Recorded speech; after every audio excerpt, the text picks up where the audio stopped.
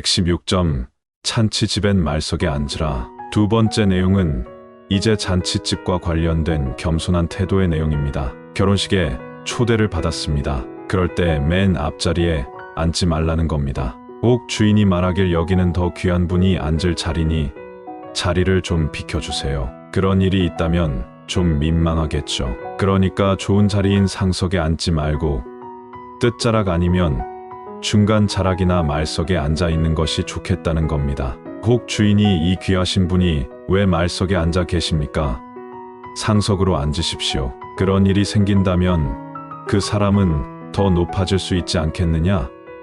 이런 말씀을 하고 있는 것입니다. 아마도 이것은 유대 당시의 율법학자들, 바리새파 사람들, 종교 지도자들, 권세가들, 그런 사람들을 빗대어서 한 말씀이겠습니다. 이런 사람들은 유대 사회에 영향력이 있고 권세가 있기 때문에 상석에 앉는 것을 좋아하고 다른 사람들에게 칭찬받는 것을 좋아할지 모르지만 그것이 다가 아니다. 너희들이 낮아질수록 다른 사람들이 더 귀하게 여기지 않겠느냐는 것입니다. 더 낮은 자세로 인생을 살고 다른 사람들을 섬기고 하나님을 섬겨라. 그것을 예수님이 빗대어서 하신 말씀인 줄로 압니다. 그러니까 우리가 교회나 사회에서 신앙생활을 할 때 또는 그리스도인으로서의 삶을 감당할 때 상석에 앉기보다는 말석에 앉는 것이 유익하다는 겁니다. 상석에 앉아서 다른 사람들의 이목을 받기보다는 보다 낮은 그곳에서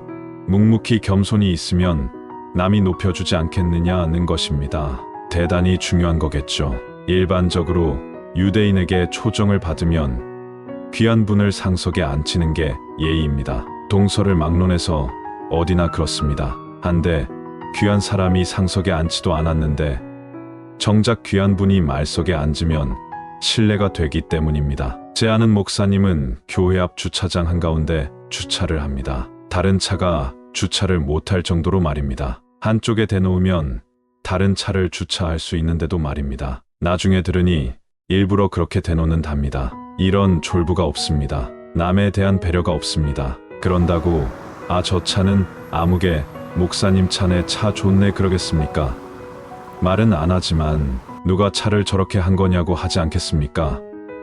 이번 주에는 강남 스타일 싸이가 인하대 운동장에서 콘서트를 해서 집사람과 딸하고 공연을 참관했습니다. 많은 사람들이 환호를 하고 즐겼습니다. 기뻐할 때는 기뻐해야겠죠. 그런데 모든 사람들이 다 먹고 마시고 즐기는 그런 가운데 가만히 보면 쓰레기들이 널려 있는 겁니다. 얼마가 많은지 하여간 운동장 바닥에 여지저기 널려져 있는 겁니다. 그럴 때 즐겁게 콘서트를 즐기는 것도 중요하지만 나로 인해서 다른 사람들이 피해를 당하거나 또는 쓰레기를 막 무책임하게 버려서 그곳이 지저분해진다면 조금 각성을 해야겠죠. 그런 것처럼 다른 사람들이 주목하지 않는 그런 부분들에 우리 신자로서 쓰레기를 버리지 않거나 쓰레기 통에라도 버려야 하지 않겠습니까? 다 같이 기뻐하고 즐거워할 곳에서 인상집 뿌리는 어리석음은 하지 말아야 합니다. 잔치집에 손님이 없다. 또 하나는 하나님의 관점에서 예수님께서 초대한 사람들에게 하신 말씀입니다. 12절입니다.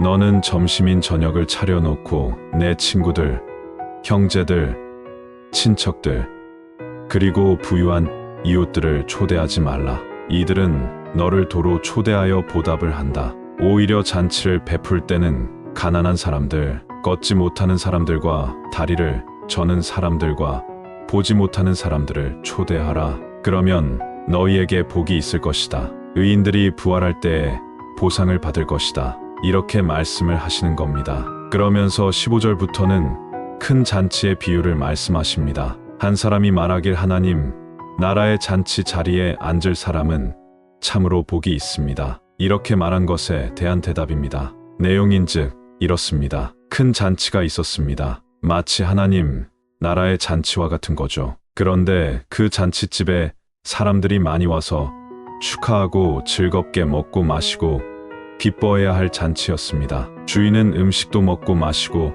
즐겨야 할 모든 편의시설을 완벽하게 준비해놨습니다. 그리고 그 당일날 잔치가 시작이 됐는데 사람들이 오지 않는 겁니다. 그래서 민망해진 거죠. 준비한 음식을 다 버릴 판이 된 거니 말입니다. 그래 주인이 하인들을 시켜서 차초지정을 물어보니 말하기를 어떤 사람은 소를 사가지고 그 소를 돌보는 일을 준비하는 일로 인해서 못 온다. 어떤 사람은 장가를 가야 되기 때문에 그 예식을 준비하느라고 잔치에 참여하지 못하겠다. 어떤 사람은 밭을 샀다고 말을 하고 어떤 사람들은 무슨 급한 일이 생겼다는 둥 이런저런 핑계를 대면서 잔치집에 오지 못하겠다는 겁니다. 그러자 주인이 화가 났다는 거죠. 아니 내가 여태까지 아무개에게 그 많은 사람들에게 내 나름대로 최선을 다해서 그들과 관계를 맺었는데 정작 우리 집에 즐거운 잔칫날에는 오지 않는단 말인가.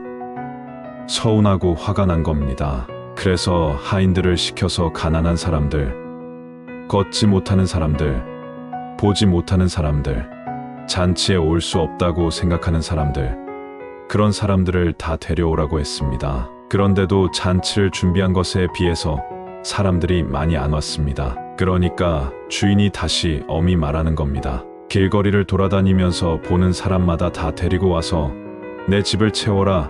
그렇게 해서 그 잔치를 마쳤다는 겁니다. 그러면서 24절에 이렇게 기록하고 있습니다. 먼저 초대받았던 사람들은 아무도 내 잔치를 맛보지 못할 것이다. 이렇게 말하는 겁니다. 정작 잔치에 참여할 사람은 오지 않은 것입니다. 그래, 초대받지 않은 사람들만 빈 잔치를 채우게 되었습니다. 이게 성경의 내용입니다. 인천 송도역 남인천 농협 앞 배짜마 카페에서 이종화였습니다.